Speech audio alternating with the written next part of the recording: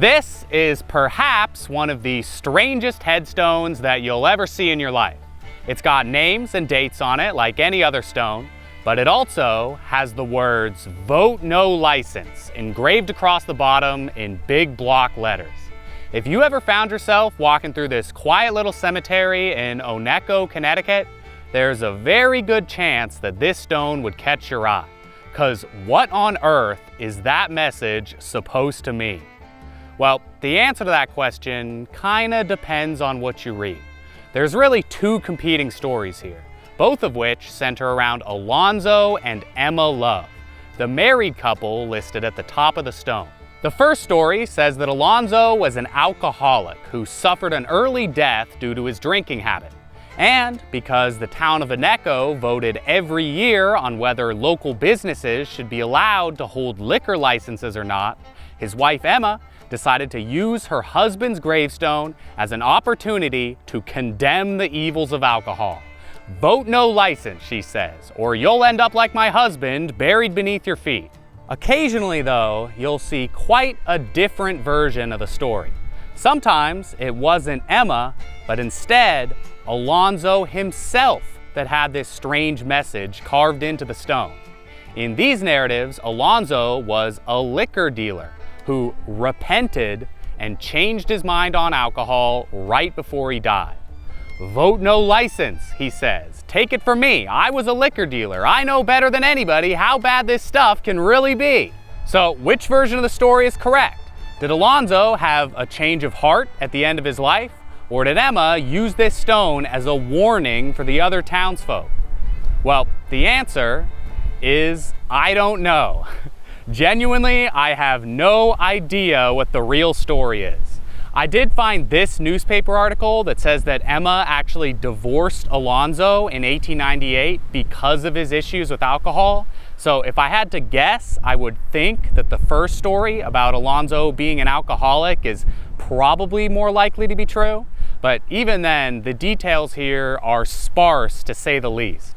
I spent a ton of time researching this stone, and all I really got are a bunch of short, vague little passages with little to no credibility. Like, if I sat down and tried to make a serious, dedicated YouTube video about this headstone, the final product would be about 2 minutes long and totally unsatisfying.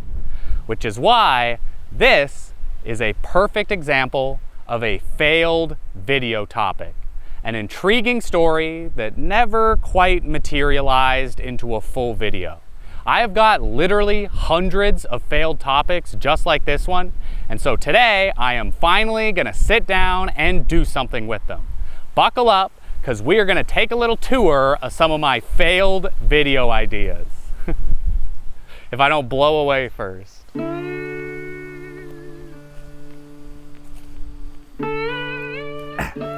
Okay, so as I'm sure you can guess, there are a ton of reasons why a video idea might not work out. It's not always just because I couldn't find enough information. Like, for a great example, let's head down to the woods of Hebron, Connecticut.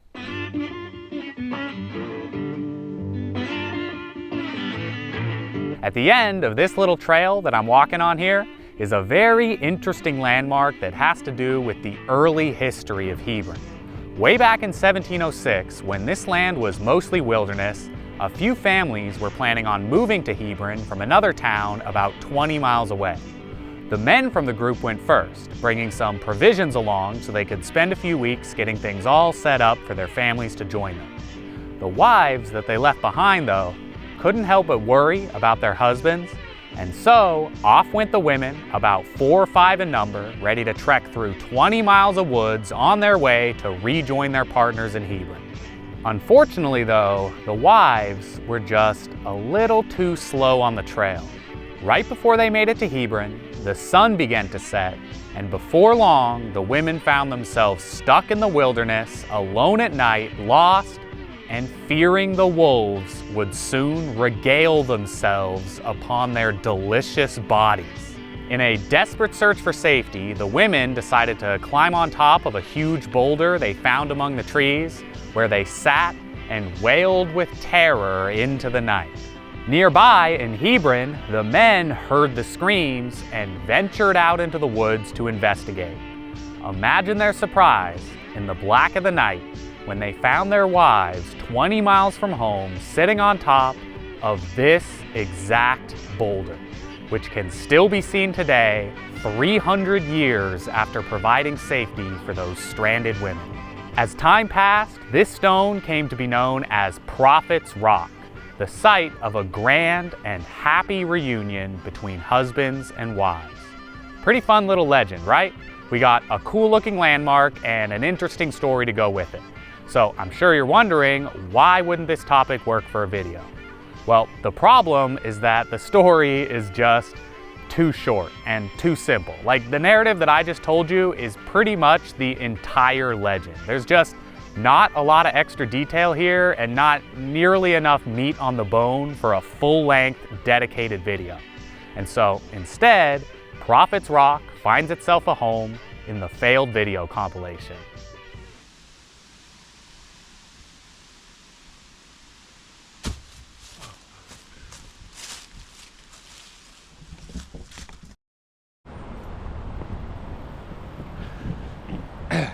All right, next up, I am currently standing on the shore of the Kennebog River in eastern Connecticut. A while ago, I found a newspaper article from 1984 that mentioned that there was an island somewhere in this river called Devil's Island. And that is all that I got to say about that one, because I really tried to see if I could find like where exactly Devil's Island is and if there's like some cool folklore attached to where that name came from, but literally, that one newspaper article is the sole reference to a Devil's Island in the Kennebog River that I could ever find. So for all I know, that's Devil's Island right there. All right, here's a fun one. What you are looking at right now is Brandy Hill in Thompson, Connecticut, or at least what's left of it. There's a lot of development on this hill now, but back in the day, this was a rather famous landmark with a great story attached to it. Apparently, back during New England's colonial days, a few thieves once used this hill to hide a great big barrel of stolen brandy. Until, one day, the thieves started to worry about getting caught, and so, in order to hide the evidence, they cracked open the barrel and let the fiery liquid flow down the hillside, slowly but surely drawing a small crowd eager to lap up the little brandy river snaking its way through the rocks. Again, this is a pretty simple legend without a lot of nuance, so it could never really work for a full video. But even beyond that, can you even tell that this is a hill anymore? Like, it seems to me like Brandy Hill has been pretty well flattened out over the last few hundred years. And plus, on top of that, the whole hill is private property now anyway, so this topic was kinda doomed from the start. Here is another very common reason why I might give up on a video idea. Sometimes I find a lead that's like super interesting and it's really exciting, and I start investigating and I'm getting real into it, and eventually I learn that the entire thing was just completely made up, totally not real. Like, for a great example, check out this newspaper clipping from the Boston Sunday Post back in 1907. According to this, a man named Church once buried 4 separate wives at a cemetery near Springfield, Massachusetts. For whatever reason, he later had to move the remains of his 4 wives to a new cemetery, and during the transportation process, he accidentally mixed up all of the bones. And so, rather than sit down and try and separate everything out, the man just buried all the remains together in the same grave and put up a tombstone with the following inscription: "Stranger, pause and drop a tear, for Emily Church lies buried here, mixed in some perplexing manner with Mary Matilda and probably Hannah." How great is that? Like, that is a picture-perfect video topic. The one problem, though, is that almost definitely that gravestone does not exist. I'm pretty confident because absolutely nobody can agree on where exactly this headstone is even supposed to be located. Like, the article that we've been reading says that the stone is somewhere near Springfield, Massachusetts, but I've also found other sources saying that it's in Vermont or England or Minnesota, or most commonly just some generic old New England town. Like, I found a ton of articles about this stone, and not a single one seems to know what town this grave marker is supposed to be in, let alone what cemetery. So there's really two options here. Either this is a real stone whose true location has been lost to history, or it's just a witty little piece of folklore that somebody made up. And personally, I'm inclined to believe that it's the second option, because stuff like this is not even close to rare. Like, all the time I read about some supposed hilarious gravestone inscription, and then I start trying to figure out where the stone is supposed to be, and it's just impossible to pin anything down. Like, here is another great example that I really, really wish was real. According to this article from 1950, there used to be a guy living in Exeter, Rhode Island, who had an absolutely huge mouth. And when he died, his epitaph said this: "Here lies the body of Jonathan Greer. His mouth was split from ear to ear. Stranger, tread lightly over this sod, for if he gapes, goodbye to God." His mouth is so big, he'll swallow God if he opens up. Unfortunately, again, this stone probably does not exist, especially because this time there's not even a consensus on the guy's name, let alone the supposed location of the stone. Like, in this article, Jonathan Greer has been swapped out for Samuel Johnson, and the last two lines have been changed to "Stranger, tread light where he reposes, for if he gapes, you're gone by Moses." Or here's another one. This time it's Vikar Sutor, and the inscription says, "Reader, tread lightly on the sod, for if he gapes, you're gone by God." Or how about Jack Catfish Miller with an inscription that reads, "Flat on his back, a wretch lies here, who has a mouth from ear to ear. Reader, tread light upon his sod, for if he gapes, you're gone, Adad." So as you can see, it is pretty well impossible to build any kind of cohesive narrative when you're working with material like this. A lot of potential video ideas end up dying because the folklore and the legend is just too dense to decipher. Okay, this next one we're gonna investigate live together. So this is not voiceover, this is me talking to the camera right now. I am in South Windsor, Connecticut, and we're gonna take a look at this headstone that's right in front of me here. This headstone is for Henry Morris, who only lived for 23 days before he sadly passed away back in 1831.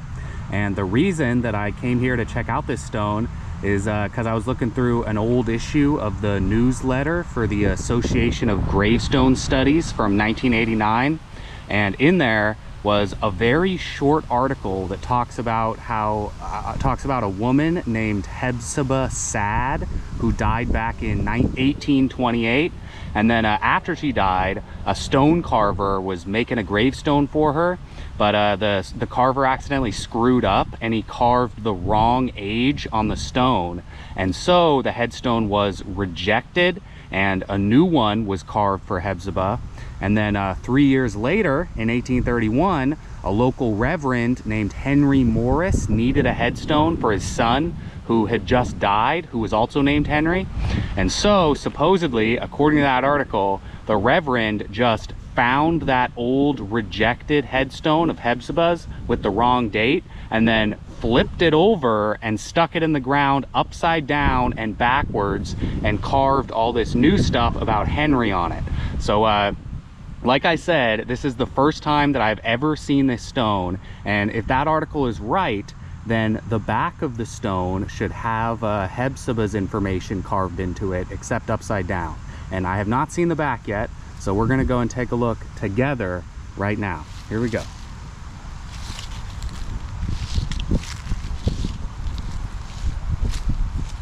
Hey. Yeah, it's there. Look at that. Look at that. Okay. It says the wife of John something Stoughton, I think, John Stoughton, who died December 18th, 1828, aged 43 years. And I think that Hephzibah's name must be buried underground because it just starts with the wife of. So I imagine that her name is stuck in the ground completely. That's pretty cool. All right, so as I've been putting this video together and looking through all my old files, I have come across quite a few potential video topics that just seem baffling in hindsight. You know, stuff that I look at and just wonder, like, what on earth was I possibly thinking when I wrote this down as a video topic? Like, for a great example, check out this book on the history of Berlin, Connecticut from 1916. According to the book, there used to be a guy who lived in Berlin in the 1800s who was a little man that everybody called Winnicky Steele. And one time, former Vice President Richard Johnson came through Berlin in a carriage, and Winnicky Steele apparently walked along the road with his hand resting on the carriage. And that's it. That is the whole story. For whatever reason, that struck a chord with me like 3 years ago, and I thought that it might make for a good video. No idea why. But then, on the opposite side of the spectrum, making this video has also reminded me of a few topics that I really wish had materialized into something substantial.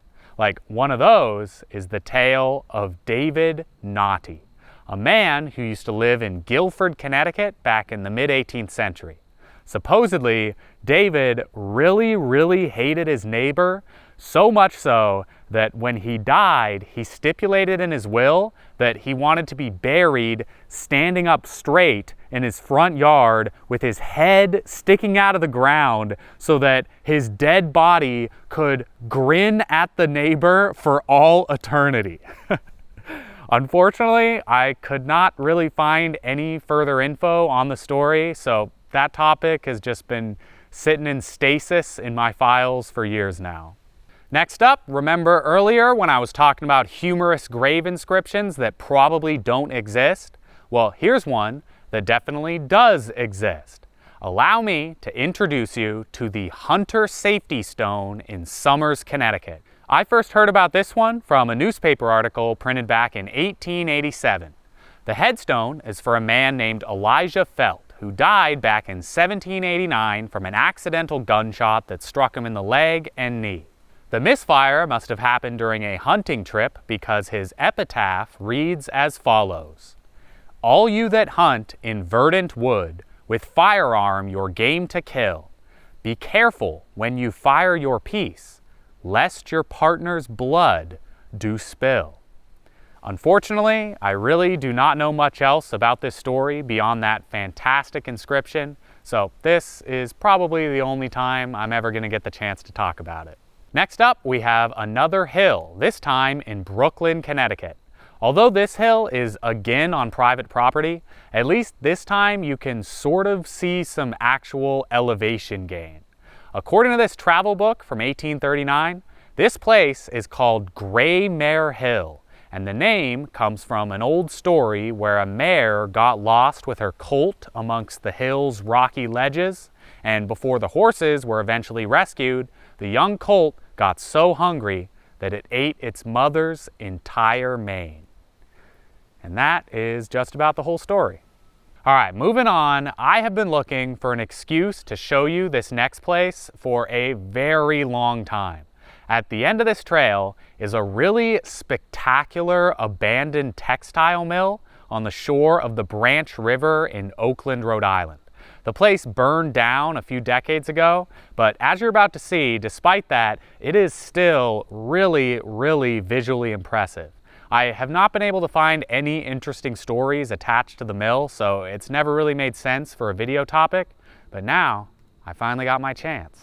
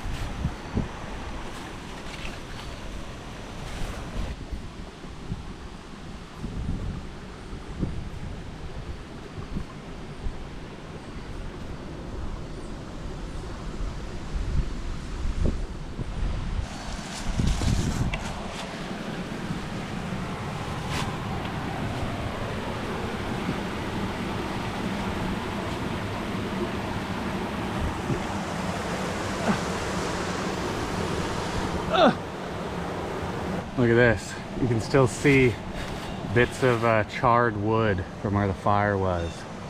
Isn't that crazy?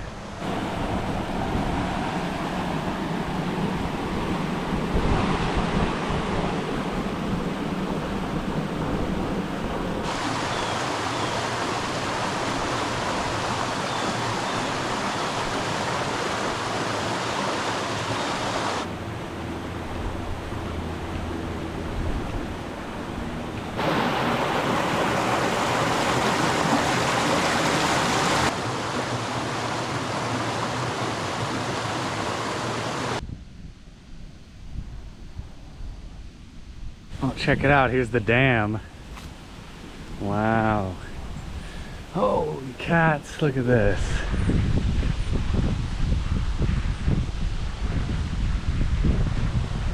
Holy cow, look at that. That is gorgeous.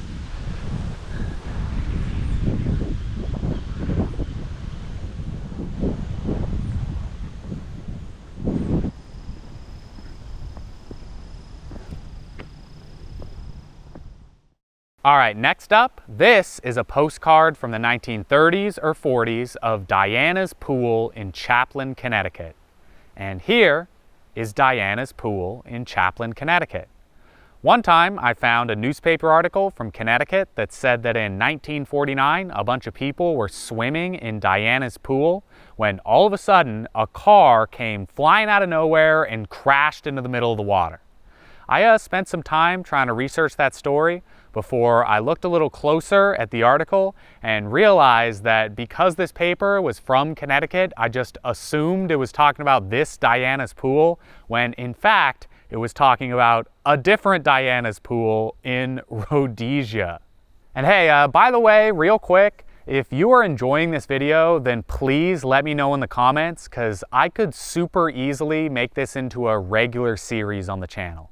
Like, the longest part of making a video for me is the research process, but with this video, the research is already mostly done from back when I originally investigated all these topics. So putting this project together took a fraction of the time that it normally takes for me to make a video. Like, if there's an appetite for it, I could easily make a failed video compilation like once every few months, a couple times a year.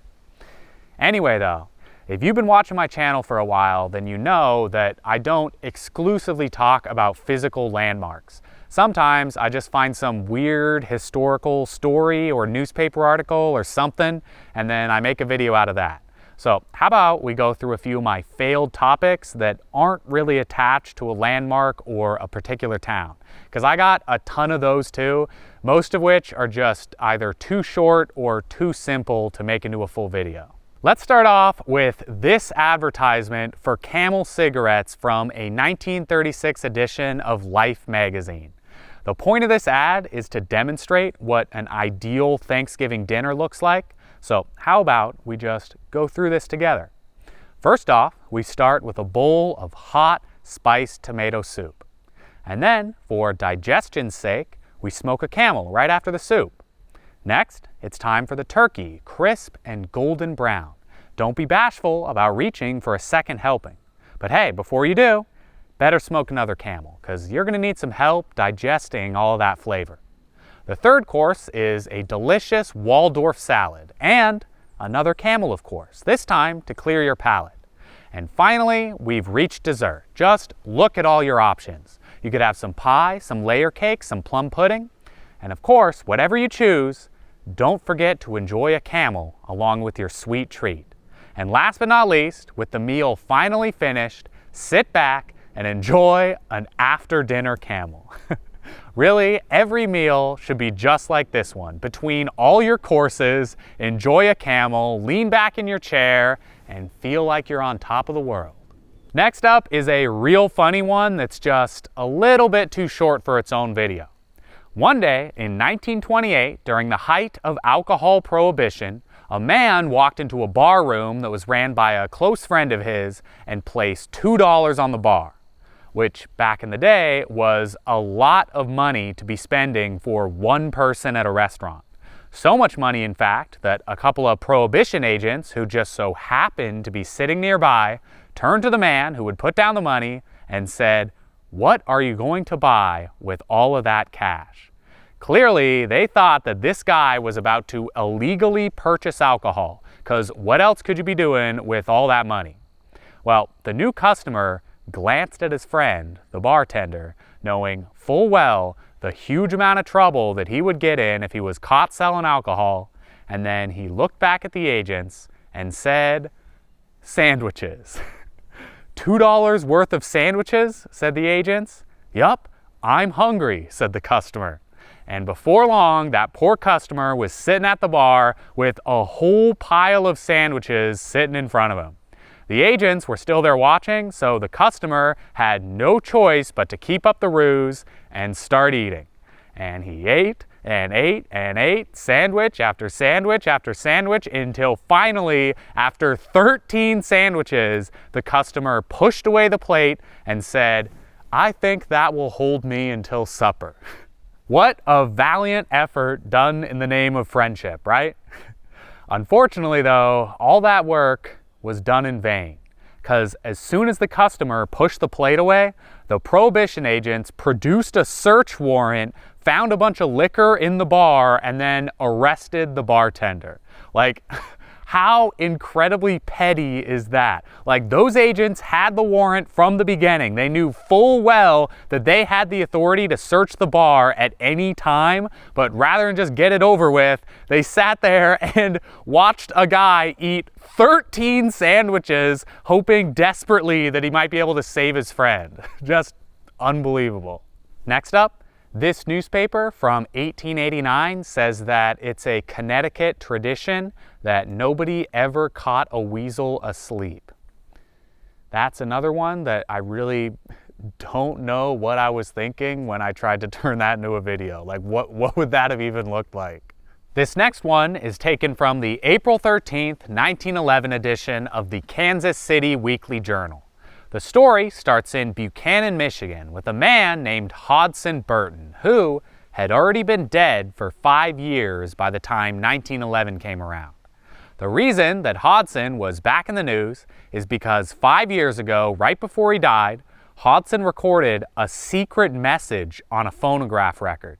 A message that revealed the secret location of a stash of gold that Hodson had buried somewhere.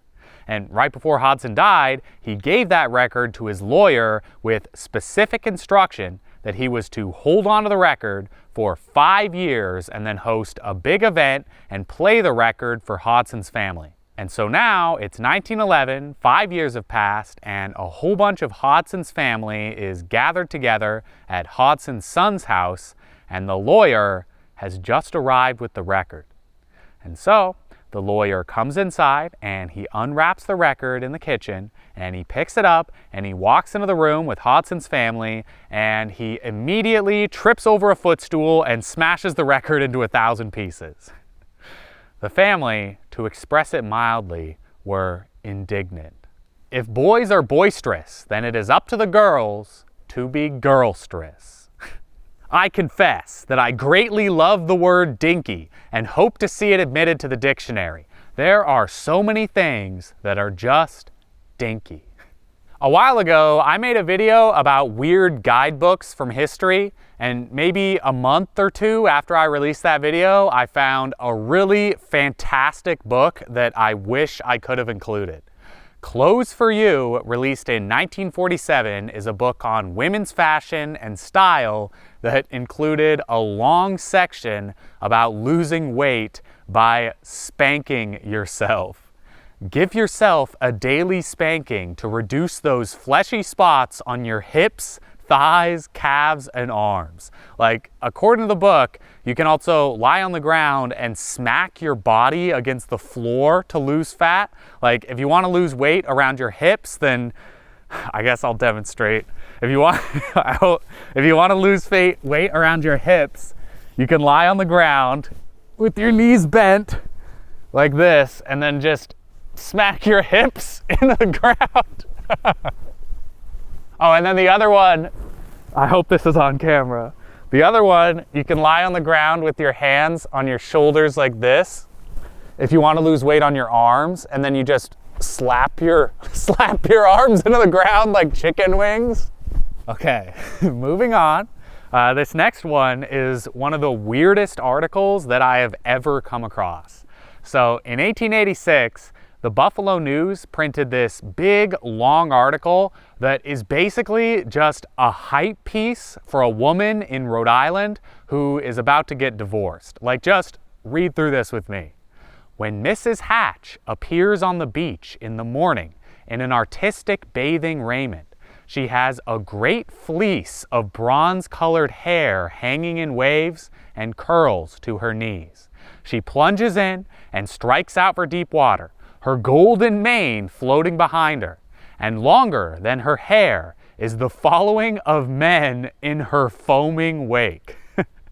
After her swim, the woman promenades the beach, spreading abroad the splendors to the wind and sun, and accompanied by some half-dozen men who eagerly assist in the process. Mrs. Hatch is not, in the strict construction of the word, a widow, but she will be as soon as the divorce courts have completed a little matter that they have in hand.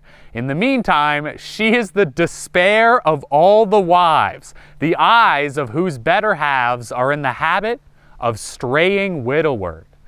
So basically, this is just a story about how there's a beautiful woman in Rhode Island that all the men are pining after. Like, genuinely, I got no idea what's going on here. What, no bacon? Asked a customer at a meat market in Cranston, Rhode Island back in 1943. Nope, replied the clerk. And that was enough for the customer, who proceeded to, bit by bit, pull the store apart.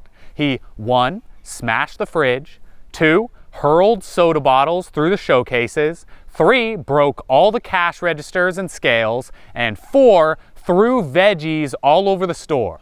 And then he went outside and picked up some stones and started throwing them at the store, breaking 1, 4 big plate glass windows, 2, the window above the door, and 3, a window in the apartment above the meat market. If only the poor guy could have got his bacon. According to the London Telegraph, an elephant has an extraordinary memory. Back in 1875, in the town of Hythe, England, an elephant traveling with a circus was given a delicious meal of potatoes at a certain shop in town. And then, 11 years later, that same elephant came through town with the same circus, and the elephant escaped from its handlers, ran down to that same shop, and then tore the door off the hinges, no doubt with those memories of potatoes swirling around in his head from 11 years ago. Breaking news! Pretty girl stubs toe and says damn. And Mr. Haskell at once organizes Anti-Profanity Society.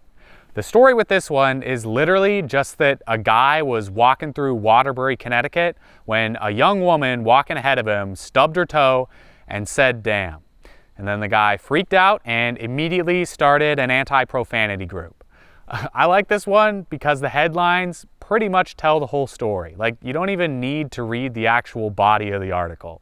In Ponca, Nebraska, in 1887, a man named Bolton came up with a brilliant new idea for a fly trap. He dunked a blanket in oil, and then he hung the blanket up in his house, and he waited for flies to come and land on the blanket, and then he lit the blanket on fire. And all the flies were destroyed, along with the blanket and along with the entire house.